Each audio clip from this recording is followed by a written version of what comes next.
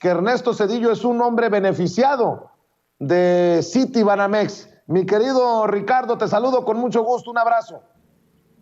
Querido Vicente, público memorioso, listos para hablar de lo próspero que es precisamente el exsecretario de Programación y Presupuesto de Carlos Salinas de Gortari.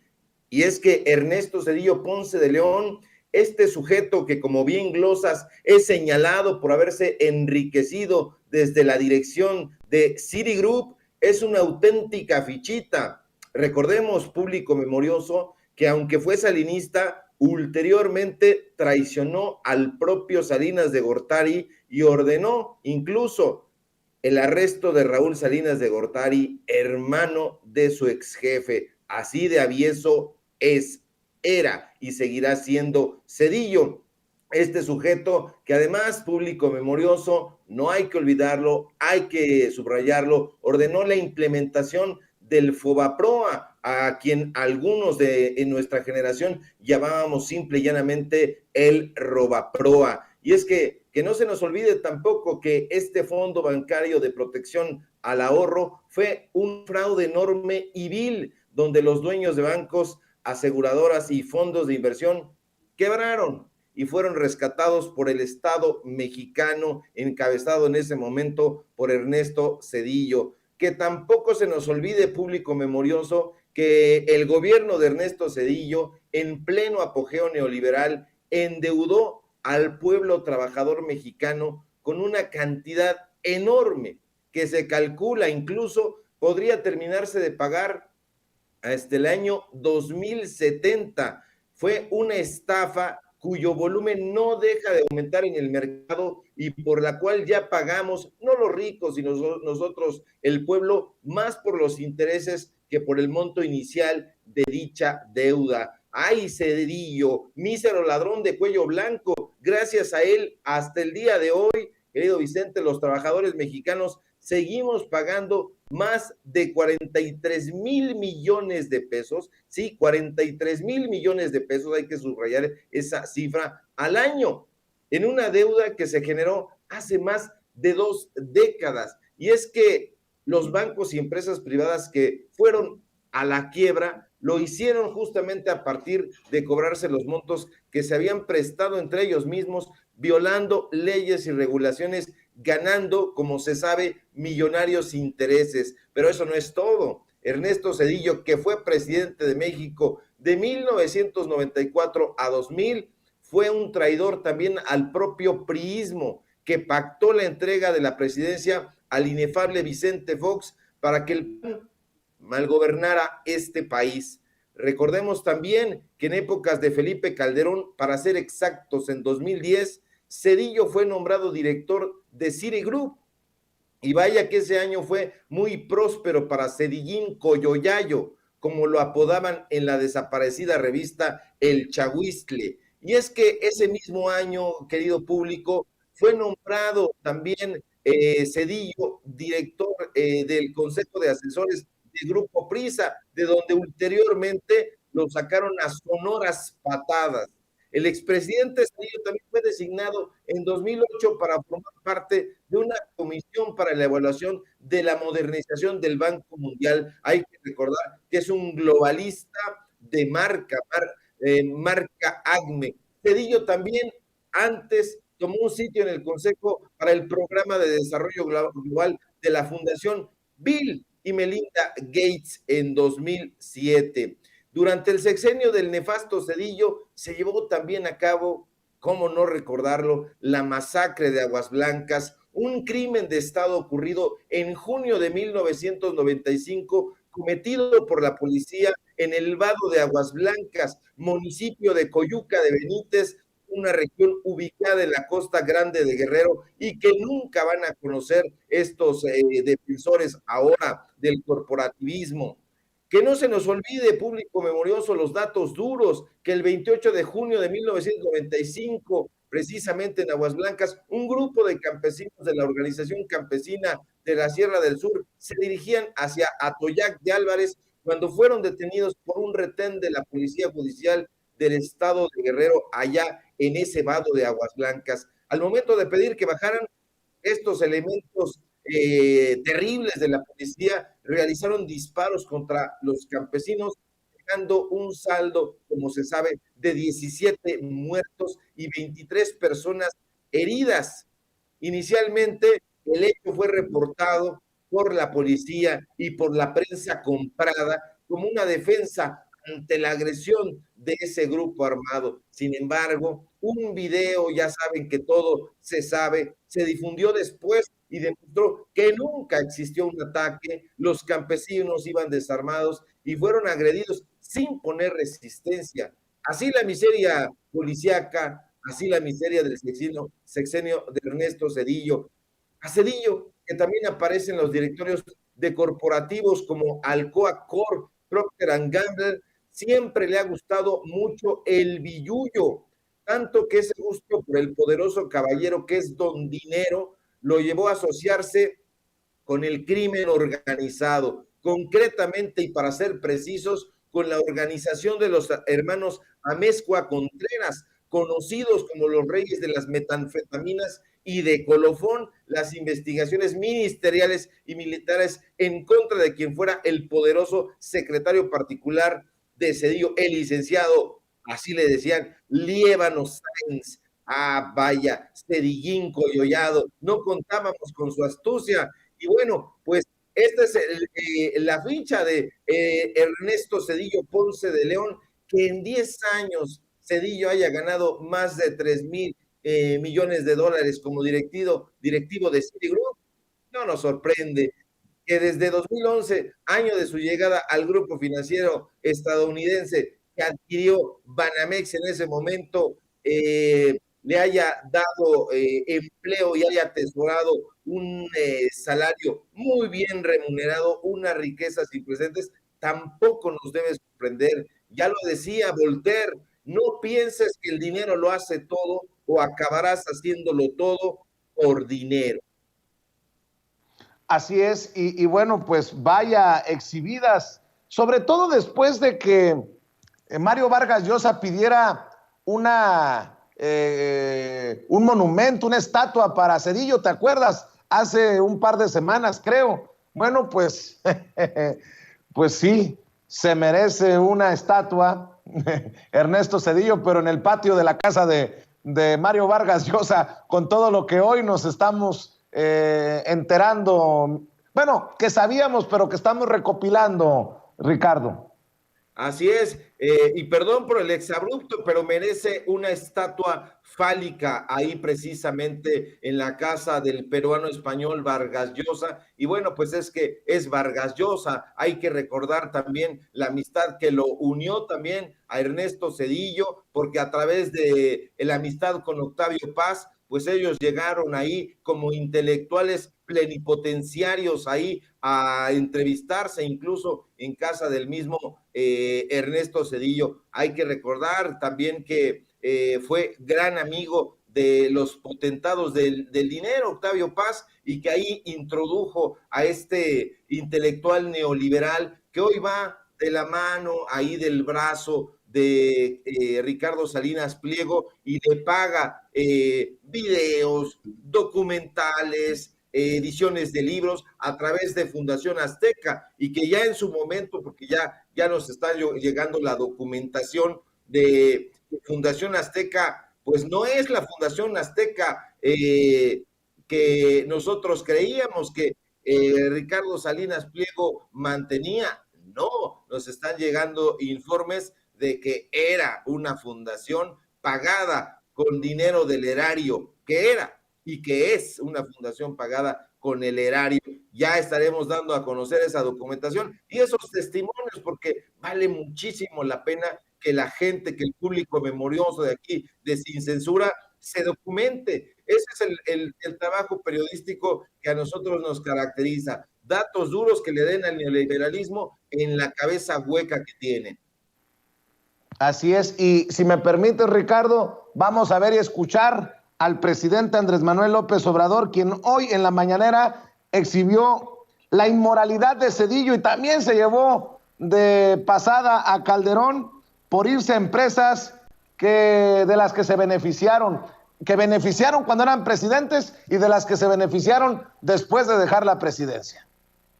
Señor presidente, el día de ayer trascendió, yo no lo sabía, que el expresidente Ernesto Zedillo no solo es miembro del Consejo de Kansas City, de los ferrocarriles, sino también es integrante de la mesa directiva de Citigroup desde el 2011. Y en esta posición ha ganado casi $3 millones en 10 años, una cantidad exorbitante. Hay que recordar que este expresidente también tiene una pensión del Banco de México por casi 150,000 pesos al mes. Y entonces yo, que siendo miembro del Consejo de Kansas City, pues fue cuando se litigó todo esto que hablamos la semana pasada, de que el gobierno de México tuvo que entregar 12,500 millones de pesos, más de 1,200 millones de dólares al tipo de cambio de esa época, a Kansas City, ¿no? Más de lo que les costó a Kansas City la concesión. Entonces yo quisiera saber, ¿no habrá un conflicto de intereses de este expresidente al ser socio que hace negocios con el gobierno de México y le dan concesiones y operar un banco? No está haciendo un conflicto de intereses, una transgresión de la ley. Lo que hay es una inmoralidad, ¿no?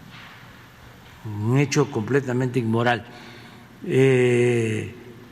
Legalmente no había ninguna norma. Ahora sí. Me gustaría que en la ley de austeridad, a ver, búsquenla, lo que se establece precisamente para remediar este problema. Recordando, porque ni modo que los medios de información convencionales, no todos, no, pero la mayoría no hablan de estos temas. No encuentra uno nada, ningún articulista, a lo mejor algunos, ¿no?, donde veo que hay más análisis, más reflexión, es en las redes, pero los medios de comunicación convencionales no tocan estos temas, porque ellos están implicados, porque ellos sirvieron para legitimar todas estas arbitrariedades, sobre todo con su silencio, porque ustedes creen que en los medios de comunicación, en los periódicos, en el Reforma, en el Universal, en las estaciones de radio, las televisoras, se cuestionó cuando Zedillo entrega los ferrocarriles nacionales a 2 empresas extranjeras y termina su mandato y se va a trabajar a una de estas empresas.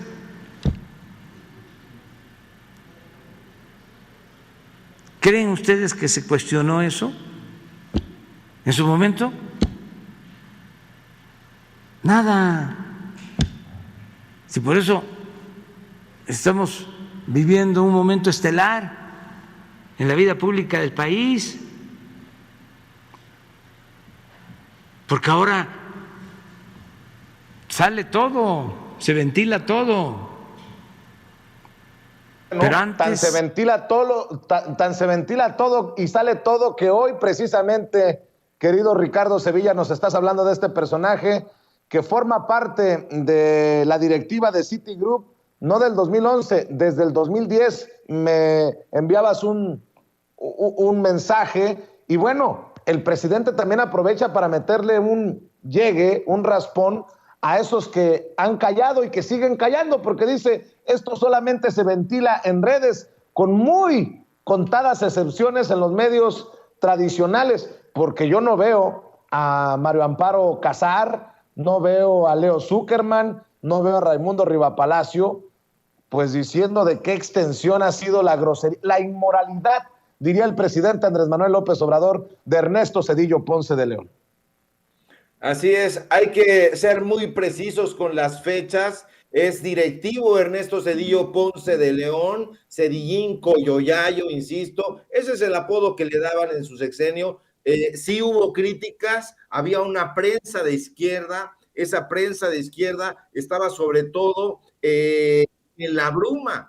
Ahí están esas revistas, por ejemplo, de los moneros en el Chahuiztle, ya desaparecida, ya después vendría el Chamuco, pero ahí le apodaban precisamente Zedillín Coyoyayo. Yo recuerdo que incluso había unas imágenes donde estaba Zedillín Coyoyayo en un triciclo y tenía atrás al ex gobernador del Banco de México. Entonces, pues bueno, sí había una crítica, continúa habiendo una crítica, no la va a ver desde los medios corporativos, desde luego, de esos que se jactan de ser los medios tradicionales. No, los medios tradicionales de comunicación, periodísticos, siempre han sido de izquierda en este país. Que los hayan comprado las empresas, esto ya es otro boleto, pero si nosotros hacemos un viaje hacia la prensa decimonónica de este país, nos vamos a dar cuenta que, por ejemplo, Regeneración, fundada por los hermanos Flores Magón, pues no era de derecha en absoluto, era incluso anarquista. Si recordamos Vesper, el periódico antiporfirista dirigido por Juana Belén Gutiérrez de Mendoza, también nos vamos a dar cuenta de que la prensa siempre ha sido de izquierda. Hoy ya en el siglo XX y en el siglo XXI que estamos viviendo, pues ya los grandes corporativos han visto la necesidad de comprar medios de comunicación, de pagarle a plumas para que hablen bien de las actividades económicas que están desarrollando y ejecutando, pero la prensa siempre ha sido crítica, que no nos vengan a decir lo contrario. Ahora, me sorprende muchísimo, querido público numeroso Vicente, estas preguntas retóricas que hacen estos pasguatos de los corresponsales, quién sabe de dónde, ahí en la mañanera. O sea, no habrá conflicto de interés en Ernesto Zedillo, por favor. O sea, infórmense un poquito, llevan ahí legajos de hojas y las están leyendo y no atinan. Necesitamos periodismo más riguroso, de datos duros, de gente informada que no se vaya ahí a dormir a las mañaneras o a tomarse selfies. Por favor, también necesitamos eso. Urge, porque el periodismo de izquierda de por sí está padeciendo y que estos representantes vayan ahí a pasar lista y hacer este tipo de preguntas retóricas, o sea, es nefasto. Pero bueno, pues ahí está, el presidente dio una cátedra de historia y sí, estamos recopilando, pero necesitamos también que el público que es memorioso no se olvide de todas estas atrocidades, porque de pronto las nuevas generaciones no tienen idea clara de quién fue Ernesto Zedillo Ponce de León. ¿No se acuerdan de cómo iba trastabillando hacia el avión presidencial en compañía de Nilda Patricia, quien se llevaría muy bien con Felipe Calderón, porque recordemos que le gustaba el chupe también, pero bueno? Querido Ricardo, para cerrar, hablas de crítica, hablas de exhibir personajes, y a mí me han... Y está bien, creo que he aprendido en estos 12 años desde la independencia y sobre todo de unos 3, 4 años para acá, a aguantar vara cuando me tiran hasta con la cubeta por mis opiniones. Y acabo de dar una opinión y es sincera, es honesta, sobre el nombramiento de Claudia Pavlovich. El presidente puede dar sus razones, me parecen razones muy pobres, pues sí, no hay de otra manera, de que ella le pidió, de que ella le dijo que estaba interesada en las relaciones internacionales y que quería irse a alguna representación, y el presidente accedió diciéndole que preparara a su familia. Aquí acabo de decir que ojalá que el presidente, ojalá que el canciller Marcelo Ebrard reconsideraran este caso de Claudia Pavlovich, porque nadie me lo va a contar. Estoy a nivel acá abajo con la gente de a pie, estoy a ras de suelo escuchando las opiniones de las personas en Sonora que dicen: votamos en contra de eso, por eso votamos porque llegara la cuarta transformación a Sonora y nos meten a Claudia Pavlovich como representante de México en Barcelona. ¿Hasta dónde y cómo lidiar con esto, maestro Ricardo Sevilla? Porque, digo, muy a conveniencia los que se creen puros, y hay en todos lados, desde el lado de López Dóriga, Carlos Marín y Loret de Mola, y también del lado de los que se dicen de la cuarta transformación, que a conveniencia disparan dardos cuando no les gusta lo que uno dice. Y si el presidente nos abre la puerta, y si realmente cuando Carlos Loret de Mola dice que Andrés Manuel López Obrador es un peligro para la libertad de expresión, nos pitorreamos de Carlos Loret de Mola porque tiene la oportunidad de salir a la radio, al periódico, a la televisión a decirlo. Pues lo que estamos haciendo es tomarle la palabra al presidente. Pues, si hay libertad de expresión hay que ejercerla. ¿Cómo entiendes esto? Porque es un ejemplo interesante, ¿no? De Claudia Pavlovich, y espero que sea uno de los últimos segmentos que hagamos sobre esto para esperar lo que pase con este nombramiento polémico de la exgobernadora priista de Sonora. Sí, yo también veo una mala decisión. A lo mejor fue una decisión estratégica. A lo mejor, bueno, hay que recordar que Claudia Pavlovich, ahora yo ya sé que es Pavlovich, antes pensaba que era Pavlovich, pero es Pavlovich. Bueno, que esta mujer es priista y bueno, pues ahorita está en curso la aprobación de la reforma eléctrica. Y pues a lo mejor es una estrategia política de pragmatismo, allegarse a algunos personajes del PRI para perseguir intereses mayores, pero sin duda Claudia Pavlovich es una de las personas más nefastas ya en términos de personalidad política que hayan existido. Yo lo recuerdo perfectamente porque a mí me tocó trabajar precisamente en el Instituto Mexicano del Seguro Social cuando se ocurrió aquella tragedia de las guarderías ABC y que estaba a cargo el director que ya murió, Juan Molinaro Orcasitas, y en ese momento se habló precisamente de la defensa que hizo Claudia Pavlovich de la familia que era dueña de esas guarderías. Se habló también de los vínculos que podría haber tenido con Margarita Zavala, y bueno, el Instituto Mexicano del Seguro Social quedó muy manchado. Hay que recordar que incluso el propio Juan Molinaro Orcasitas tuvo que salir por pies en aquella comparecencia que tuvo en el Congreso de la Unión ante las críticas durísimas que le hizo Gerardo Fernández Noroña. Hay que recordarlo muy bien. Entonces yo también creo que se trata de una decisión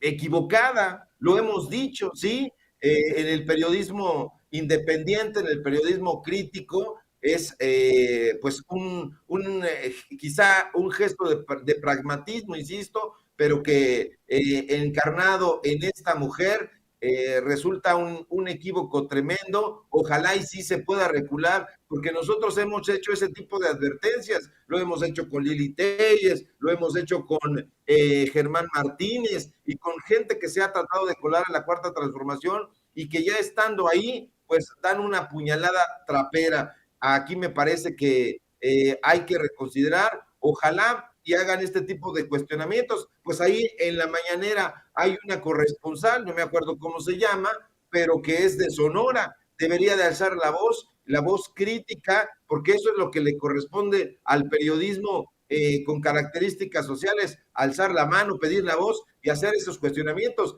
Señor presidente, pues acá de donde nosotros venimos, que es de Sonora, la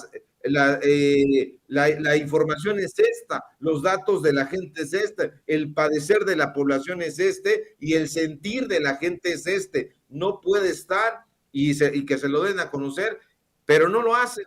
Hacen este tipo de cuestionamientos, de lucimientos, se van y tú puedes ver ahí a la gente, no está apelando a lo que está diciendo el presidente, ni lo que se está cuestionando los compañeros, están metidos en sus teléfonos, son una desgracia también esos periodistas, debería de haber mucho mayor frontalidad, nosotros ya fuimos, hicimos cuestionamientos, ¿por qué están esos personajes ahí desde hace 22 años? Nos referíamos a Amparo Casar, hacemos ese tipo de cuestionamientos y eso es lo que tiene que hacer un periodista, que no le tema, y ya si los corren, pues ya ni modo, pero hay que servir a la nación, a intereses mayores, siguiendo el ejemplo del presidente.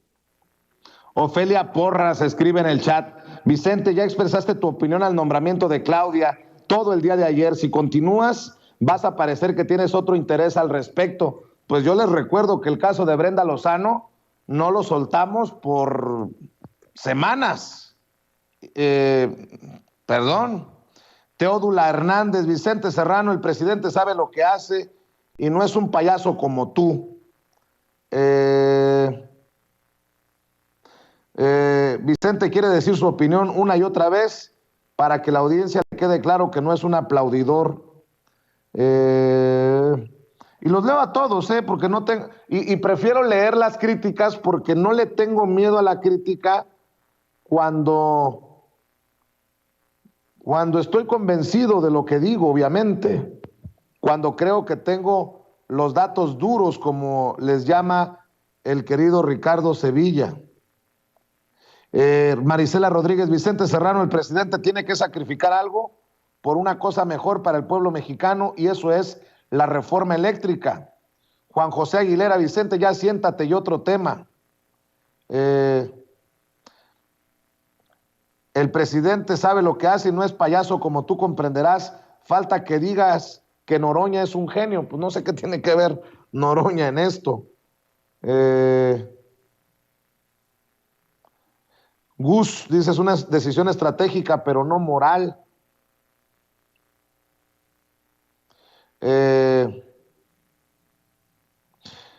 Roelito Valadez: recuerden que el presidente sabe jugar el ajedrez político, él va adelante 3 jugadas, pero se ha equivocado también, se ha equivocado. Y el que diga que no se ha equivocado, que por favor me salte para debatir con casos.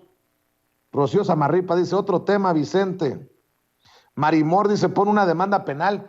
Oigan, deberían de pedirle la demanda penal al hoy gobernador Alfonso Durazo, que fue el que dijo hasta del agua en el drenaje al cuello de Claudia Pavlovich en su momento, o de cómo iba a terminar el sexenio de Claudia Pavlovich si a 3 años Sonora ocupaba el primer lugar en corrupción. No lo dije yo. Dice Teódula Hernández: ya bajaste de nivel, Serrano, lástima.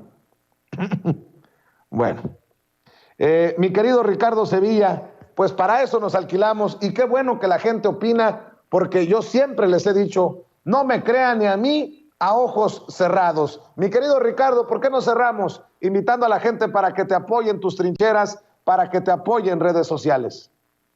Claro que sí, querido público memorioso. Vicente, síganme por favor en Twitter, @Sevilla Crítico, en Facebook, Ricardo Sevilla, así nada más. En Los Datos Duros, hoy tenemos programa de lunes a viernes, estamos transmitiendo completamente en vivo de 4 a 5 y media de la tarde. Síganos también en Tiempos de Canallas, esta parodia, esta sátira política que hace falta para que no sea tan solemne la izquierda, nunca lo hemos sido. Entonces, acompáñenos ahí de lunes a viernes de 8 a 9 hora del centro de México, y aquí en en Sin Censura, donde estamos participando de lunes a viernes en punto de las 11 de la mañana en Regeneración MX. Síganos ahí con estas investigaciones, con este medio de comunicación que también está haciendo un esfuerzo muy, muy grande para llevar a cabo la información que no se atreven a dar a conocer en los medios corporativos. Bueno, pues mi querido Ricardo, estamos al pendiente, te mando un abrazo y muchas gracias por hablar sin censura. Oiga, hablando de